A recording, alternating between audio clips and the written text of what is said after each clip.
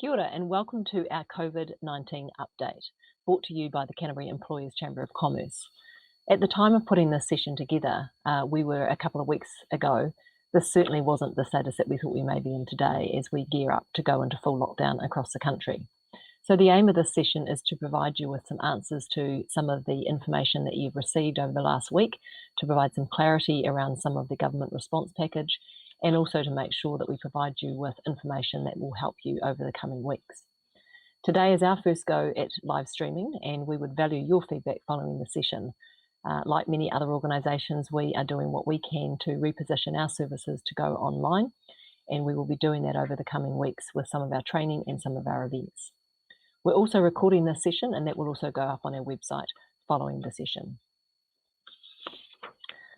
While we may all be self-isolating as per the government's directive, I do want to reassure you that at the Chamber, while our physical office may be closed in Kilmore Street, we are fully operational remotely, and please do make sure that you reach out to us using our 0800 50 50 96 phone number, our info@cecc.org.nz email address, and of course also visit our website, thechamber.org.nz, where we're posting all of the latest information and updates on the COVID-19 section.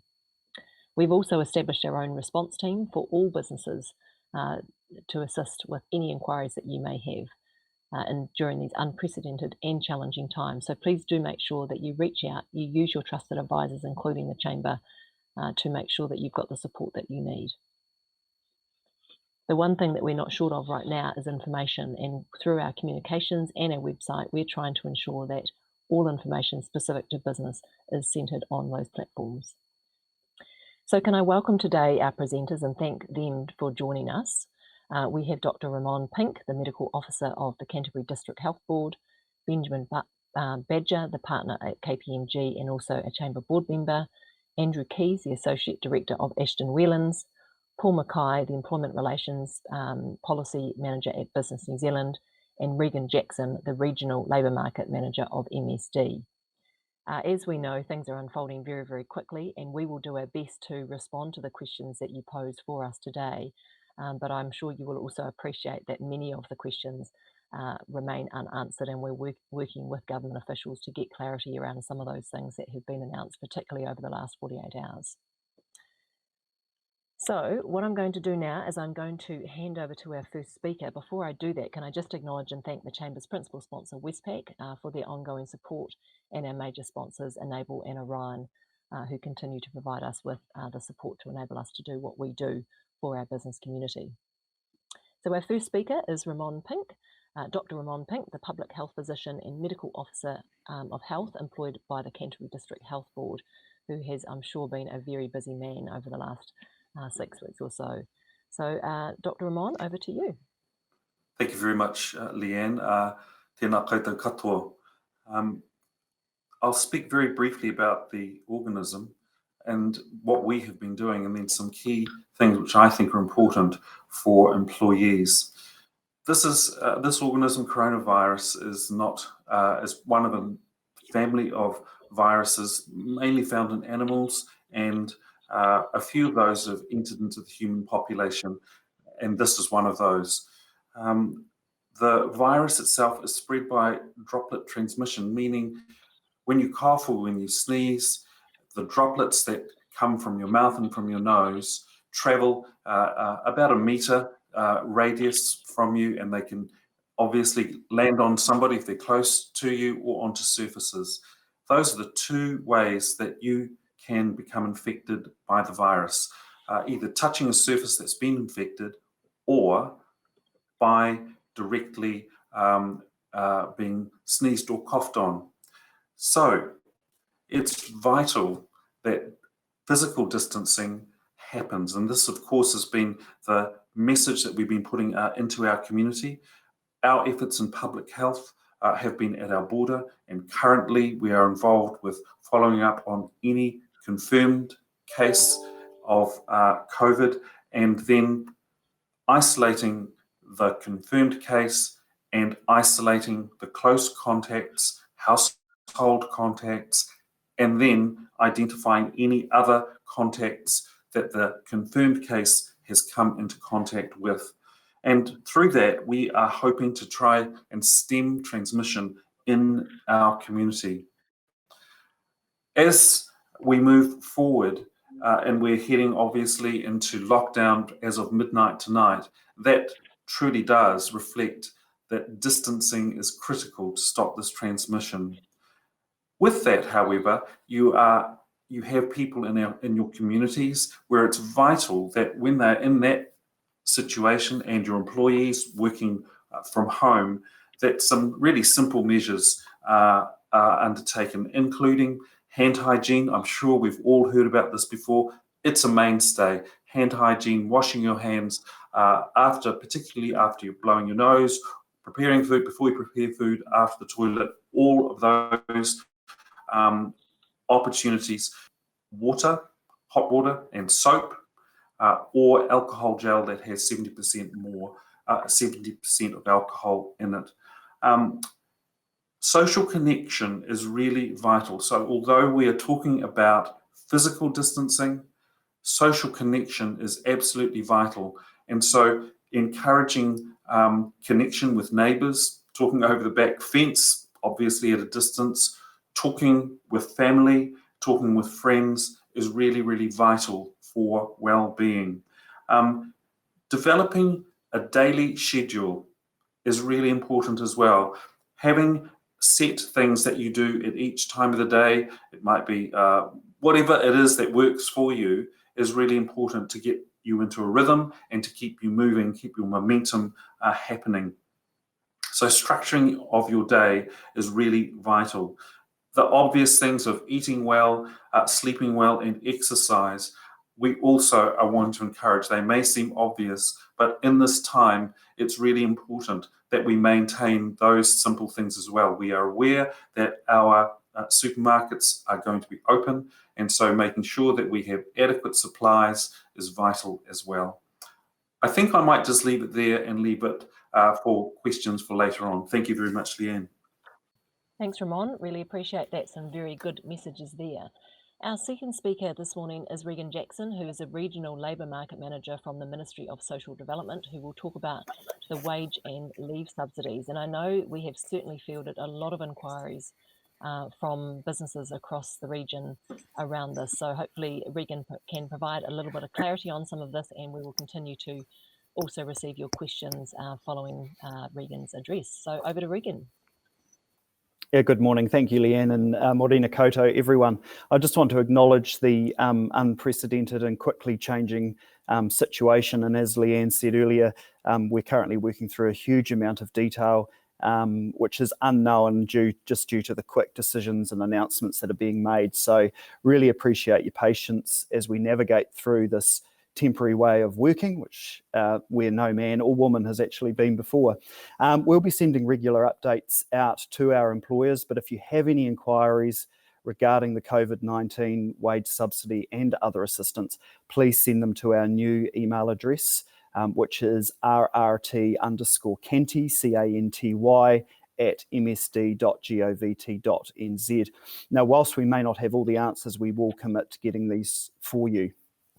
So as you will know, the government has put together a COVID-19 12-week wage subsidy, which is available to support employers across New Zealand. It's designed to support your business if you're impacted by COVID-19 and you face laying off staff or reducing their hours because of our current situation.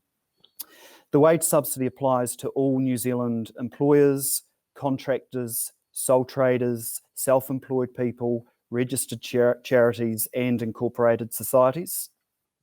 So to qualify for the wage subsidy, your business must be registered and operating in New Zealand. Your employees must be legally working in New Zealand. The business must have experienced a minimum 30% decline in actual or predicted revenue over the period of a month compared with the same month last year. And you must make best efforts to retain employees and pay them a minimum of 80% of their normal income for the subsidised period. The COVID-19 wage subsidy is paid at a flat rate, and those rates are $585.80 for people that work 20 hours a week or more, $350 for people that are working less than 20 hours per week. And the subsidy is paid to you as a lump sum and covers 12 weeks per employee. I guess one of the most important things to note at the moment, as you may have heard, that the cap of 150,000 per business has now been removed. So if you have already applied for and been granted the wage subsidy prior to the cap being removed, you actually don't need to do anything. We will top up the difference. And another important note is that the payments are GST exclusive. The subsidy is for wages only, and it's to help keep your staff employed while you're considering the changes that may need to be made within your business during the disruption period, and hopefully ensure the future viability of your business as well. Businesses can only apply for the subsidy once, and when you apply online for the subsidy, you need to give us your IRD number, your New Zealand business number, your business name and address, the names of your employees, your employee IRD numbers, and the contact details for your business and for your employees. We're aiming to process and approve your applications as quickly as we can, and we're hoping to do that within 5 working days of receiving all the information that we need from you. But of course, that will depend on the volume of applications that are received. As at yesterday, there had been 117,000 applications received, and of those, 41,000 had been approved, which totaled around about $6 million in payments already.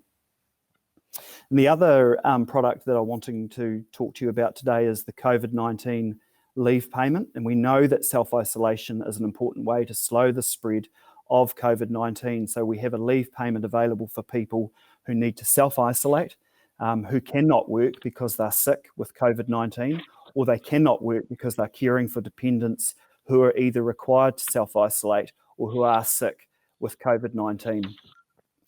The leave payment is available for 8 weeks from the 17th of March this year, and employers can apply for this payment more than once. It's paid to employers who have eligible employees, and again, these payments must be passed on to your employees in full. You can qualify for the leave payment if you're an employer, a contractor, a sole trader, or if you're self-employed. And the payment covers full-time, part-time and casual employees and contractors who are legally working in New Zealand. The leave payment, again, is paid at a flat rate of $585.80 to a person working 20 hours a week or more, $350 to a person working less than 20 hours. And another important note is that PAYE is payable against the leave payment. Employers receiving the payment for employees are required to self-isolate and receive it for 14 days. And as people may be required to self-isolate more than once, employers can apply for this on an as-required basis. And it can be paid for the entire period that an employee is sick with COVID-19, but again, the employer must apply every 14 days. You and your employee can agree to use any form of leave payment, such as annual leave, to cover the period of isolation. However, employees aren't required to have used all of their leave entitlements before they can receive the COVID-19 leave payment. State sector employers cannot receive the payment, as it's expected that they will pay employees their normal wages through the periods of isolation. And state sector employers include government agencies and Crown entities. And again, when you apply for the COVID-19 leave payment as per the wage subsidy application online, you need to give us your IRD number, your New Zealand business number, your business name and address, the names of your employees that you're applying for the leave payment for, and their IRD numbers and contact details for your business and for your employees. Thank you very much. Great, thank you so much, Regan. That's really useful information. I know we've certainly had a few inquiries over the last 48 hours, particularly around if you have already applied for the wage subsidy and you were over that 150 cap, do you need to reapply? So that's really useful to get that clarification that no, you do not need to reapply. MSD will automatically top that up for you, and payments are GST exclusive, and of course it is for wages only, and the intention is to keep the relationship between employers and employees. And you only need to, and you can only apply once. on the COVID-19 leave 8 weeks, and you can apply more than once. So thank you, that's really useful information, and I'm sure there will be some more questions for you, Regan, following our other presenters. So moving on now to Paul Mackay, who is the Manager of Employment Relations Policy at Business New Zealand. Business New Zealand is our lobby arm in Wellington, and what Paul doesn't know about employment relations is not worth knowing. He has been working around the clock over the last couple of weeks, just trying to get some clarity around some of the government's announcements. So Paul is going to join us now and talk a little bit about some of the issues that you may be working through with your staff, and also just answer some queries following the session. Thanks, Paul, over to you. Thank you. Yeah, this is an extremely difficult time for everyone, I know. We are obviously working from home. Others are trying to keep their businesses alive in one form or another. And as you've already been told, the subsidy packages are aimed at that. I thought I'd just cover up a couple of things, one of which is what Business New Zealand is doing as far as supporting businesses is concerned. And our primary role at the moment is to act as an interface between government and the likes of yourselves in terms of answering or getting answers to questions that people have. And after that, feeding them back through the regions, such as through the Canterbury Chamber of Commerce, so that you get the answers to the questions that you have.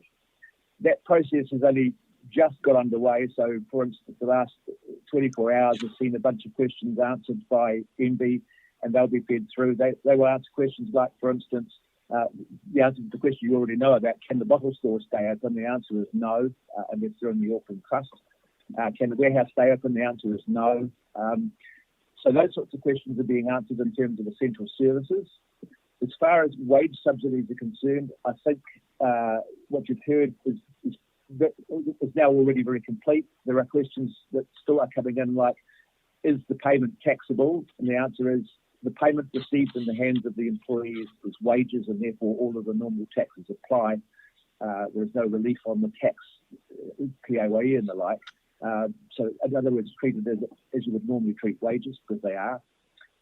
As far as the issue of leave is concerned, we're seeing and hearing a bit of noise from the union movement, who are upset that some employers, prior to the announcement of level 4, have been requiring employees to take all their leave. And now, of course, with the package kicking in, there's a feeling that some of these employees should not have been required to take their leave. That is always going to be a hard one to deal with, because employers acting in good faith with what they knew at the time had that as an option and nothing else as an option. Now we have more options. So there will have to be some kind of reconciliation exercise or discussion at some point later. But the important thing now is to preserve as much as possible the business that you have, the employees that you have. And to that end, I would just observe that for some businesses, it will be impossible to keep everybody, and that will be hard. And one of the reasons that MSD has worked very quickly is to remove the stand-down period for those who are in fact laid off and have to access the job seeker unemployment benefit.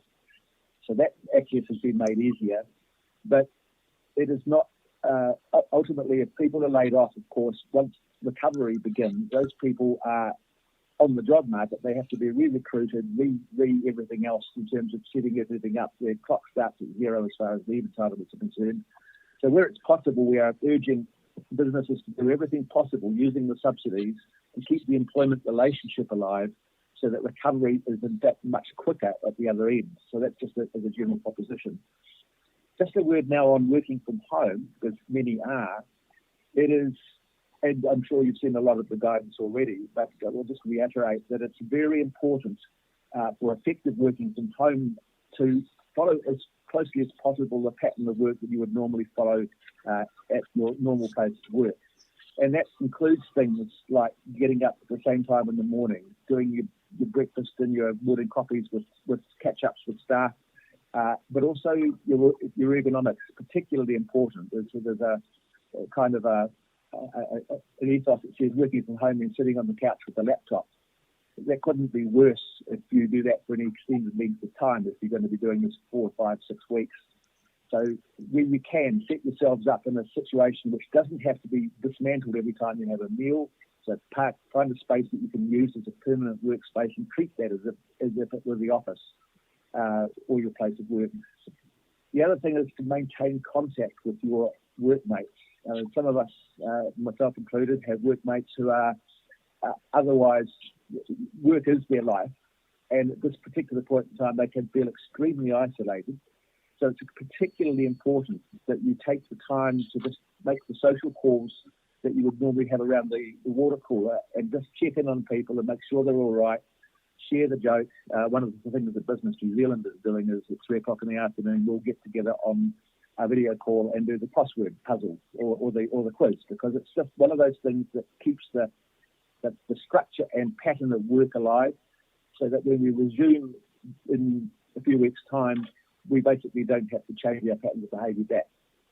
Those are just a few thoughts. I'm absolutely available for any questions, and any particular questions that require an answer from MB, I will put through. What I'm doing is putting them into a spreadsheet that goes in every day at midday now, and by the following morning we'll have answers to those questions where that's possible. So that's the structure we're working to, and you feel free to make use of it through Leanne and her team. And they will make sure that I get whatever I need to put to MB, and I will make sure I get it back to you. Great, thank you very much, Paul. Can I just also acknowledge that Paul was actually dialing in from his home in Wellington, so apologies if the sound wasn't as clear as some of the other speakers, something that we need to work on for future.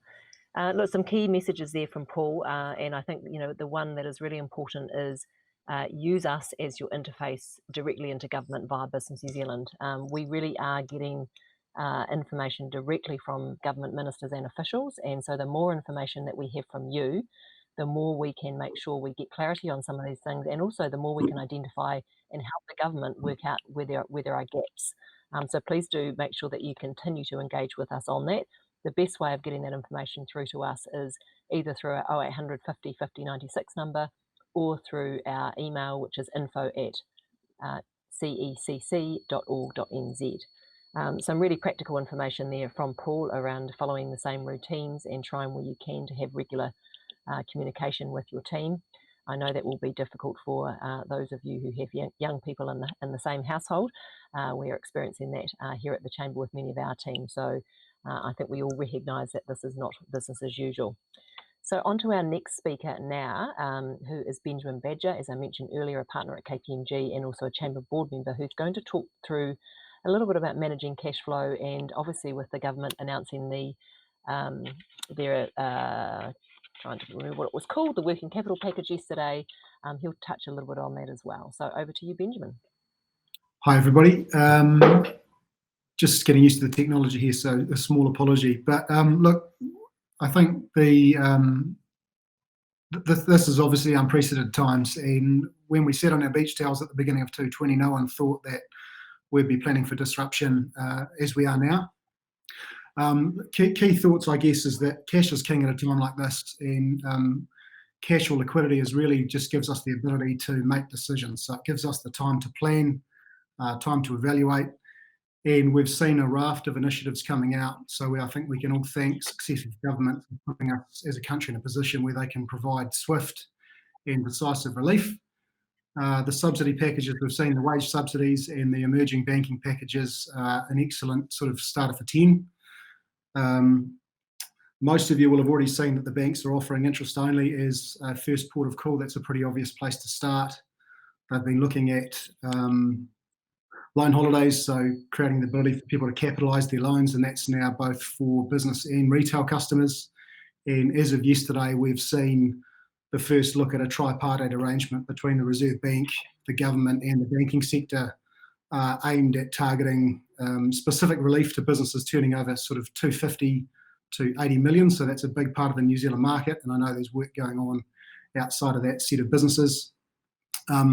Without the detail having been released yet, because like all good things, we've got to give the market clarity and confidence, which is what they've done, but some of the details still being worked on. Those packages are going to provide the banking sector through a risk-sharing model where the government will take on 80% of the risk and the banks retain 20% of the risk. the ability to lend money in an environment where they perhaps may not have. So it looks like the initial numbers around up to 500,000. We're still waiting on the detail, but that will definitely provide another key channel to allow businesses time to plan. The other obvious ones, if you're looking for sources of cash flow, and if you're strong enough or lucky enough to be in a position to fund working capital through this time, the shareholder support's obviously a key one. So if you've got undrawn loans as a business owner, you're able to tap into those sort of things. Working with your clients, so your database, and trying to work on relatively quick collections to the extent possible is obviously a key source of funding. Conscious that obviously the dependency across the economy means that while some of your clients are hurting or affected, normal payment terms may not apply. But some practical things, we've seen people just offering small discounts or spreading payments or part payments to get some liquidity moving, which is definitely helping. We've also seen suppliers or creditors providing extended terms where possible as well. So in amongst the mix, the subsidies, bank funding, shareholder support, working with your clients that owe you money to try and get paid where possible. And if you've got suppliers that can give you extended credit, that's also a good way to kind of get some additional liquidity.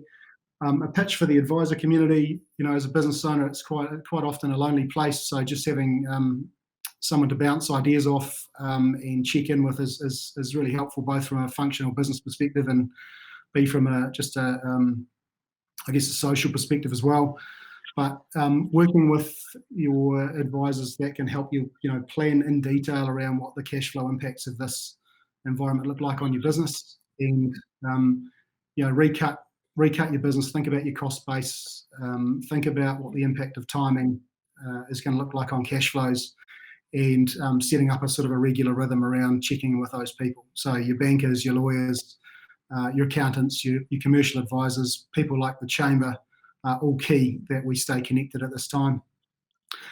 Cash flow forecasting is an obvious one, and I think traditionally, if you're reasonably disciplined, you might have done it monthly or set an annual plan and checked on it monthly. At a time like this, and given how fluid it is, I think it's really important, again, in connection with your advisors, to be working on short-term cash flow just as we go through what's a really fluid kind of next 4, 8, 12 weeks. So having a system where you're reviewing the impact of what timeframe is quite key. I think, the comment around people, staying connected to both customers to the extent possible and your staff is really, really key. Finding ways, as we are today, collaborating online, staying connected. I think that's just critical that you do that with your customer base as well. Marketing is obviously one of those things that goes early, but finding ways to continue to make sure that you're there for when your clients need support, or when we do move into more of a recovery phase, that you're front of mind is key as well. And then I think strategy is the final point. If we're disciplined, we typically set a plan at the front of the year, and then the plan goes in the drawer. Strategy at the moment is short term, but we've got to keep an eye on the horizon, because we will come through this, and there will be a period where, even though there's significant financial pain, that we're all going to dig in and get the economy back on its feet. And I think we've just got to keep balancing short-term thinking with a view on the horizon. So yeah, quick thoughts from me. Thank you, Benjamin. Some great messages there as well, and certainly really positive news that came out yesterday around the working capital announcement from the Minister of Finance. I think the other point that we should also make is, really important that we'll continue to pay our creditors, and staying connected with people in your trusted network of advisors. Really important that you don't do this on your own, as I mentioned at the outset. Okay, moving on to our next speaker, who is Andrew Keys, who's the Associate Director at Ashton Wheelans, and Ashton Wheelans are also the Chamber's Business Advisory and Accounting Specialist Partner, so we're very grateful for their support. Andrew's going to talk a little bit about preparing for disruption, although I'm sure all of you have well and truly already done that, so this will be a bit of a moving feast in terms of some of the messages that Andrew will provide. So over to you, Andrew. Thanks for the introduction, Leanne. This is an extremely difficult time for many businesses, and today I'm going to take a few minutes to talk about some of the key business continuity risks and considerations that businesses need to take into account to ensure they get through and continue to have the ability to trade in these times. This is rapidly changing at the moment, and given we're now almost in lockdown mode, many of the things that I plan to talk about today will hopefully have already been considered in your business, but I hope that you find this useful prompt to consider some other options. When we think about business continuity, it's worthwhile thinking more simply about what makes our businesses tick and who's impacted by our operations and trading, including customers, suppliers, financiers, employees, and obviously you as business owners, investors, and operators. Cash is obviously pretty key to this, and as Benjamin talked about a few minutes ago, assessing your day-to-day and month-to-month cash requirements is fundamental to business survival. Given the response by the government on Monday to the outbreak, if you don't know already, you need to get to know how long you can last with the funds you have and forecast the funds you can expect in and out in the coming weeks and months. Reviewing your debtors and following up with them on payment is important. And when you understand your cash requirements, review your loans and covenants and discuss with your advisors and bank about temporarily reducing or even suspending principal payments on term loans, or maybe even think about an overdraft facility if required. Banks are prepared for these conversations, so it's definitely worthwhile touching base with them now. On government subsidies and tax, keep an eye out on the government subsidies and utilise them where possible to assist you in getting through these times. In addition to the subsidies, the IRD are looking to be reasonable around this time with regard to tax payments, interest and penalties. There's opportunities to make your tax payments through instalment arrangements, and you may also be able to make an estimate or re-estimate of provisional tax if your circumstances have changed, obviously due to COVID-19.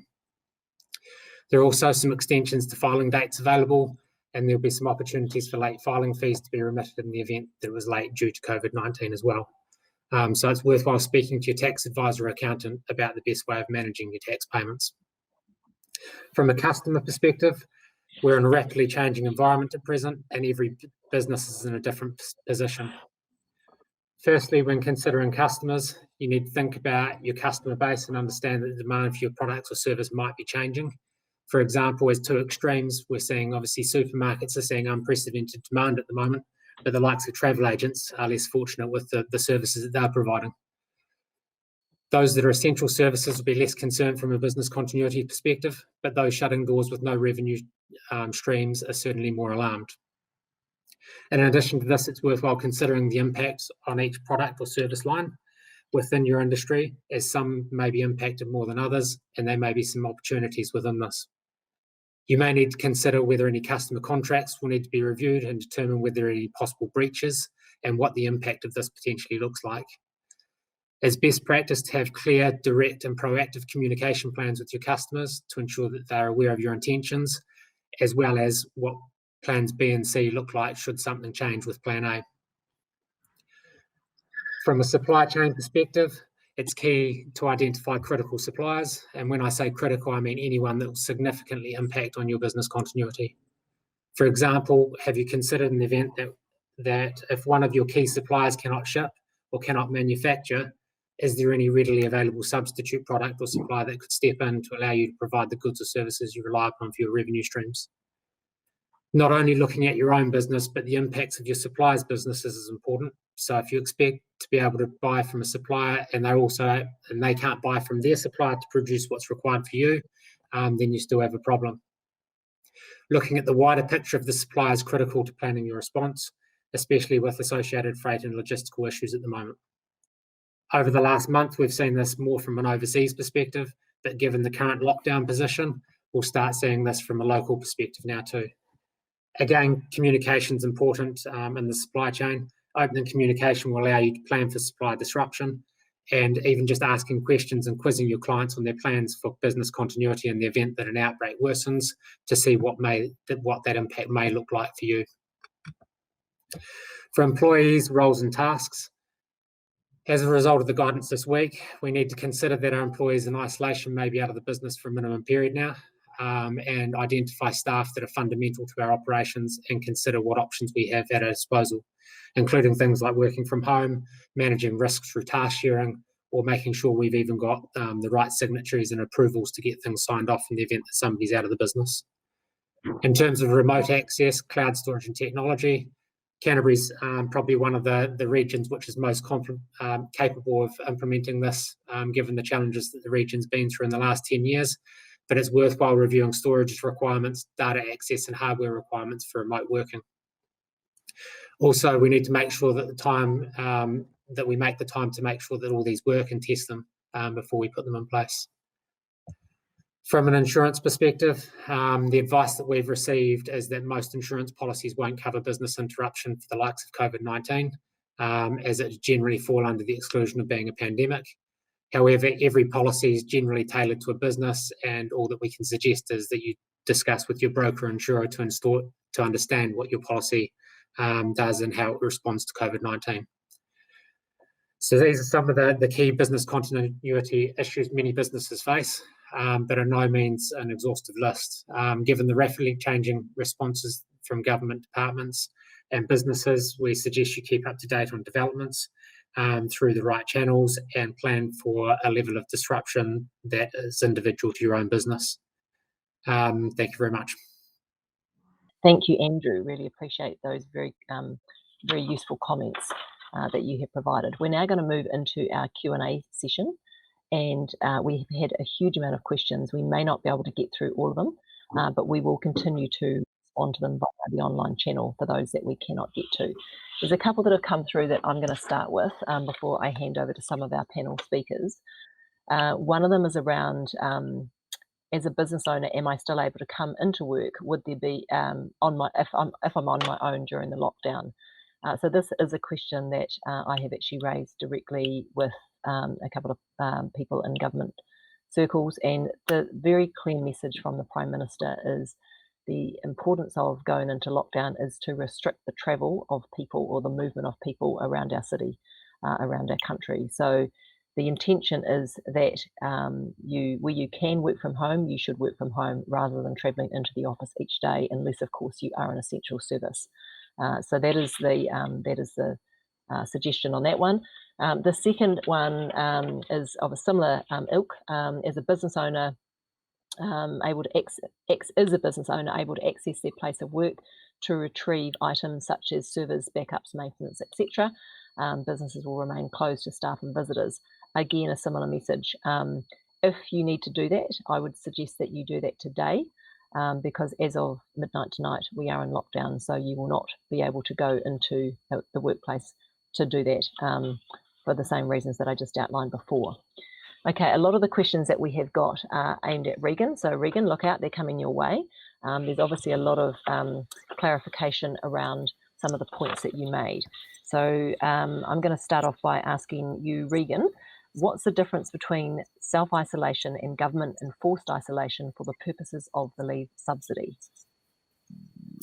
Thanks, Leanne. So people that are currently working from home and would be accessing the wage subsidy from home, and with regards to the self-isolation, if they are sick from COVID-19, then that would be different to the wage subsidy where they are working from home. Thanks, Regan. Another one. Am I right that once you have the subsidy, you are obliged to pay all employees 80% of their normal wages? Yes, that's correct, Leanne. Thank you. Another one, and perhaps if I can get both Regan and Paul to respond to this one. Now, Paul is actually, as I mentioned before, dialing in, so there will be a little bit of a delay for him. But Regan, we'll go to you first. As a hospitality service-based industry with staff that can't obviously do their jobs from home, what are our requirements in terms of paying staff to stay at home who can't work? So the requirements would be that, again, under the wage subsidy criteria is to be paying a minimum of up to 80% and accessing the wage subsidy while those people aren't at work.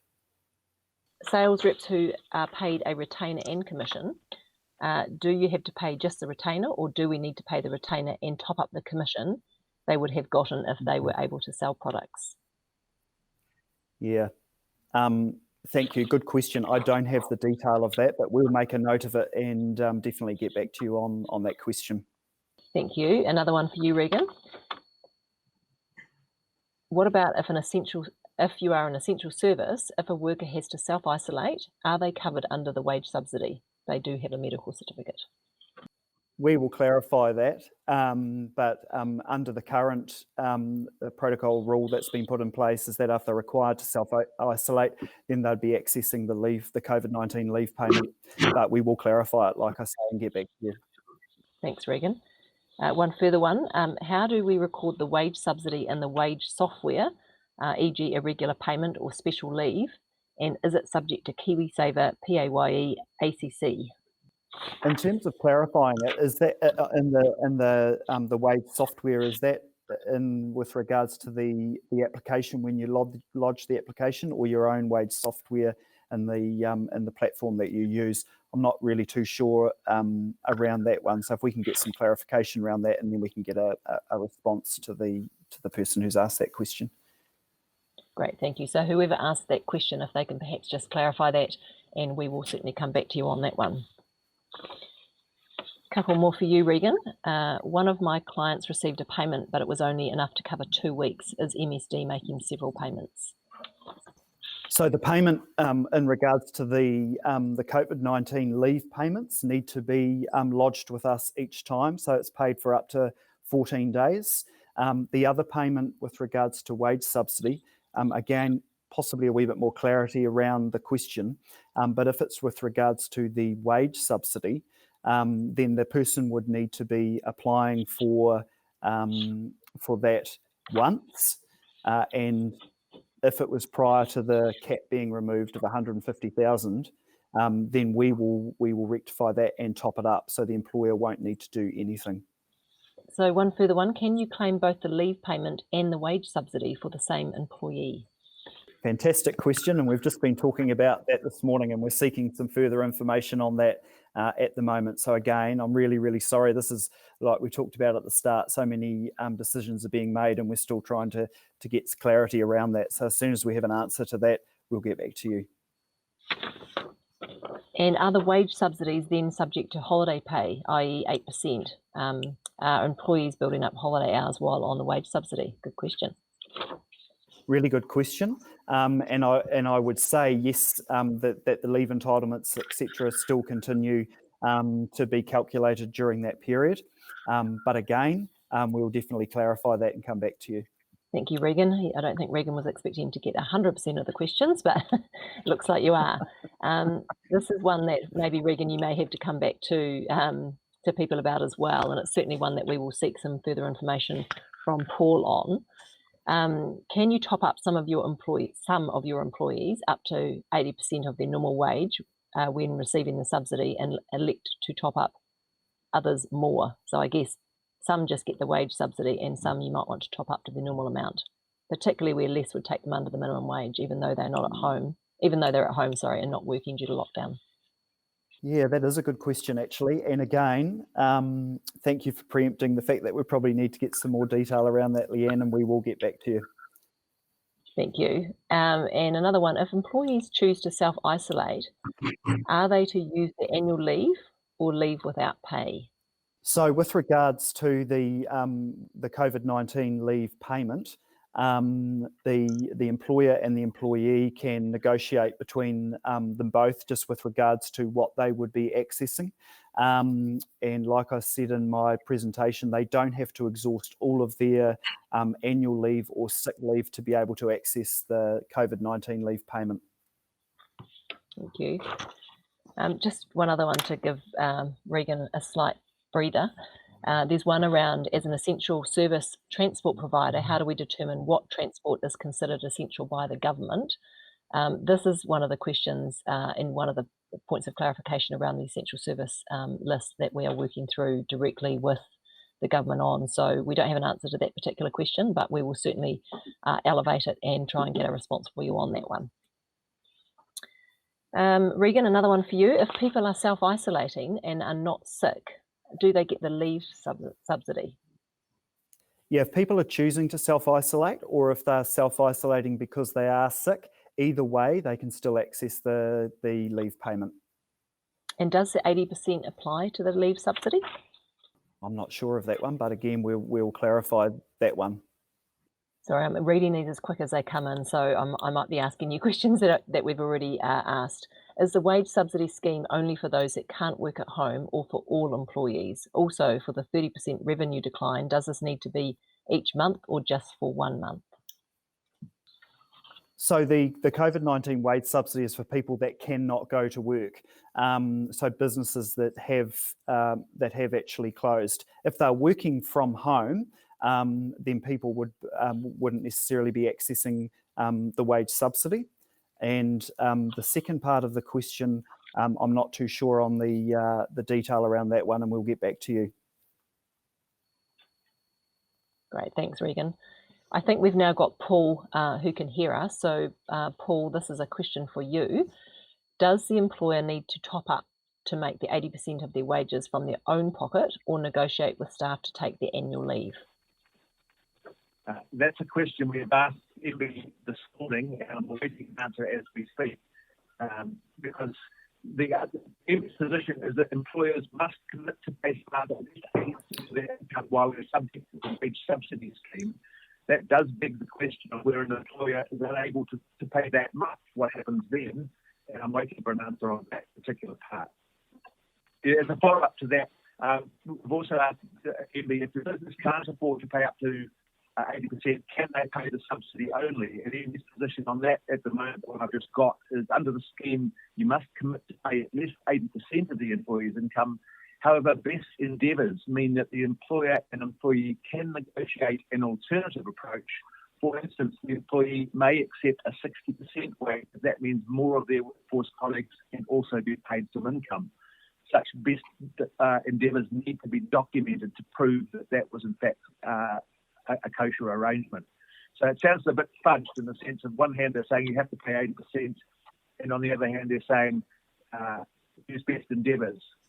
So I'm trying to get clarity around what the difference between those two positions might be. Thanks, Paul. A further one, with regards to the topping up of 80%, is this based on their normal contracted hours, or do we have to do an average of previous 4 weeks or 52-week average? Again, the question that we've asked at this stage, the advice is normal wages is what they would normally receive in a given week.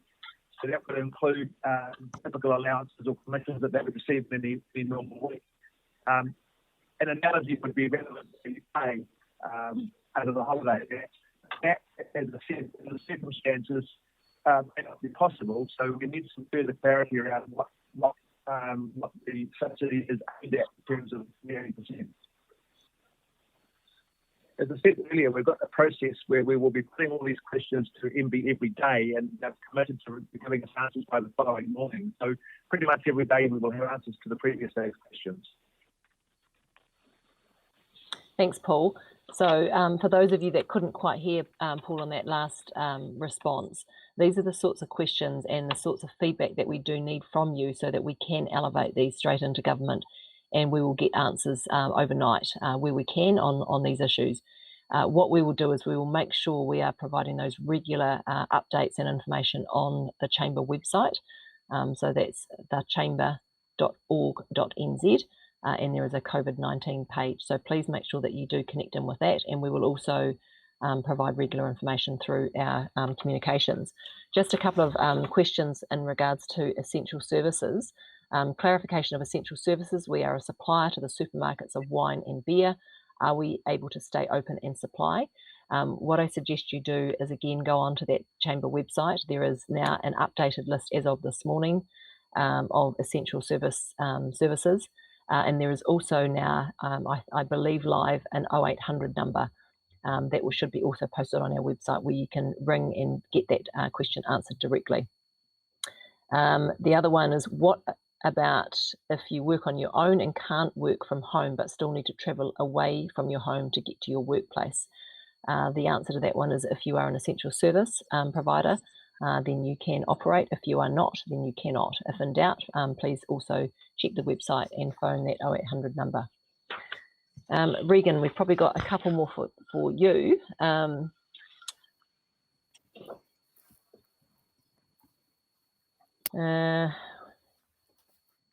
What happens if you have made a claim already, but you've forgotten to include some staff.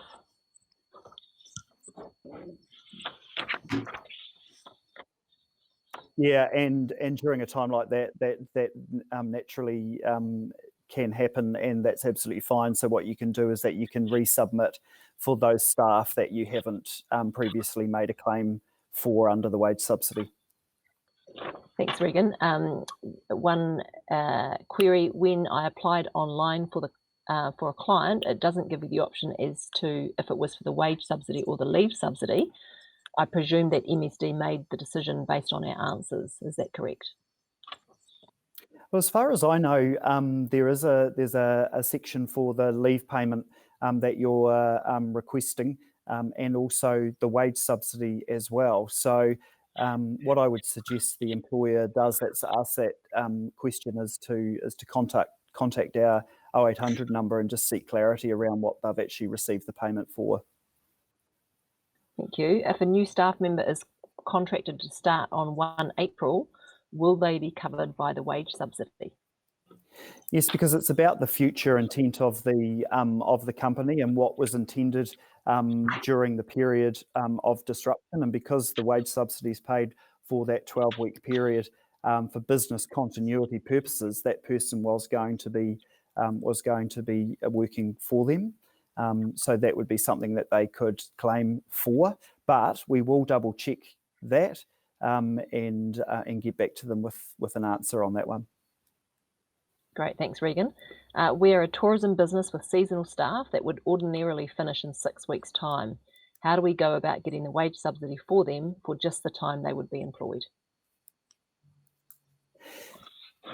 Yeah, so again, with regards to the intent of the business is that they still would have been required to be working in that business for the next 6 weeks. So I would be encouraging them to lodge an application for the wage subsidy to cover the period that they were going to be working for up to, the 6-week mark. Thank you. Can employers require staff to take annual leave for the 80% and statutory days? Are they paid as per normal?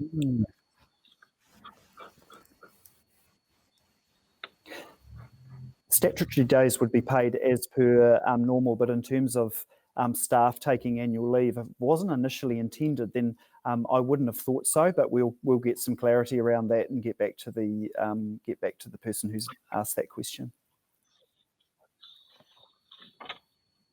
Thank you. Look, there's a few, obviously quite a lot of inquiry around topping up and clarification on how employers do top up, whether or not they have obligations. We will make sure we put some information together on those issues for you.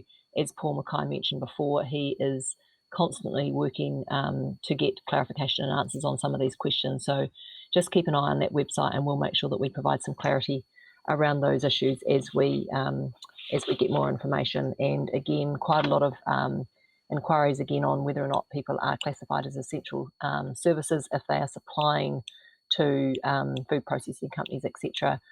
Encourage you to go onto the website, have a look at the list that has been updated this morning, and if in doubt, ring the 0800 number that I'm hoping will now be up on the website. If it's not there already, it should be there very soon. I believe it was due to go live around 10 o'clock.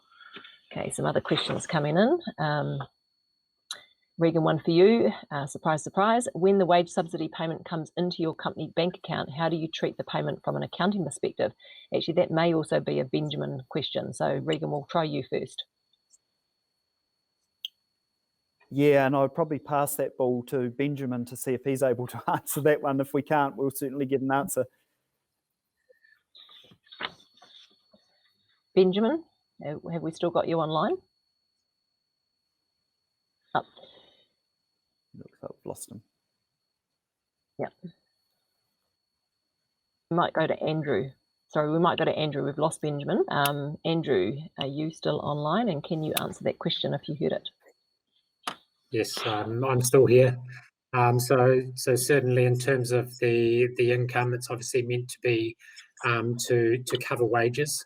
So there's potentially a couple of things there. It could either be treated as other income, or it could be put directly against the wages to to obviously reduce the wage bill. Now, I mean, I would talk to your accountant or advisor directly more about it, because depending on the requirements from your accounting standards perspective, will determine where it needs to go. But certainly we can look into it a little bit more as well.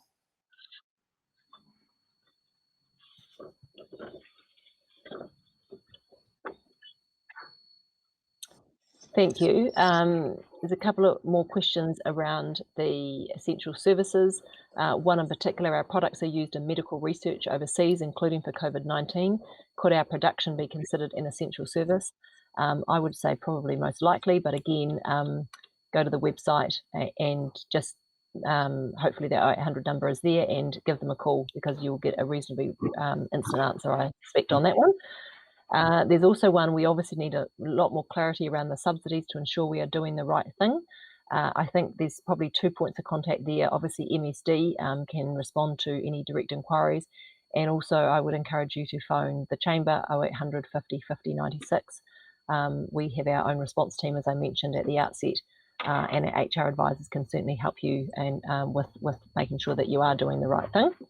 A question for you, Regan. Self-isolating staff who have not travelled, who are not unwell and have not had any known exposure to COVID, is leave subsidy available? I can probably answer that, yes. Yeah, absolutely, it is available. Thank you. I'm going to read this question out and then work out who it goes to, because I'm only just getting it straight in front of me. Using best endeavours on retaining and at least 80% of their income, if this goes on longer, is an option to reduce the percentage further if business viability is at risk. So this is probably a Paul question, if we've still got you, Paul. And I think, as I mentioned earlier, it's clear, and this is MB's response from last night, MB's must commit to pay at least 8% while they're getting the subsidy, but they have to use best endeavours to do that, and that means that the employer and employee can negotiate an alternative lower approach. More people can be paid. If that is documented as late proof that they weren't subverting the scheme. That's not 100% clear, because there are a lot of employers for whom the subsidy will be only being anything, and popping out something isn't possible. So we need more clarity on what the best endeavours means in relation to the above subsidy amount. Sorry, we're going to come back because we can't hear Paul very clearly. I think he sounds like he's in a tunnel. So we will respond to that question online so that we can make sure that you can actually understand the response. Regan, another one for you. Can you access your original application for the wage subsidy? So I'm assuming if you've already put one in and it hasn't been responded to, can you edit it? When you go back on, before you go back into the online application, what I would do would be to ring, contact us on our 0800 number, because you may have a reference that you can put in. I'm not sure, because of course it only talks about being able to enter the information once. So if you're adding some employees that you missed, please contact the 0800 number to just get that process clear for you before you go back in and resubmit. The last thing we want to do is to have things bouncing back at you when you've had to go in and enter a whole pile more information on employees.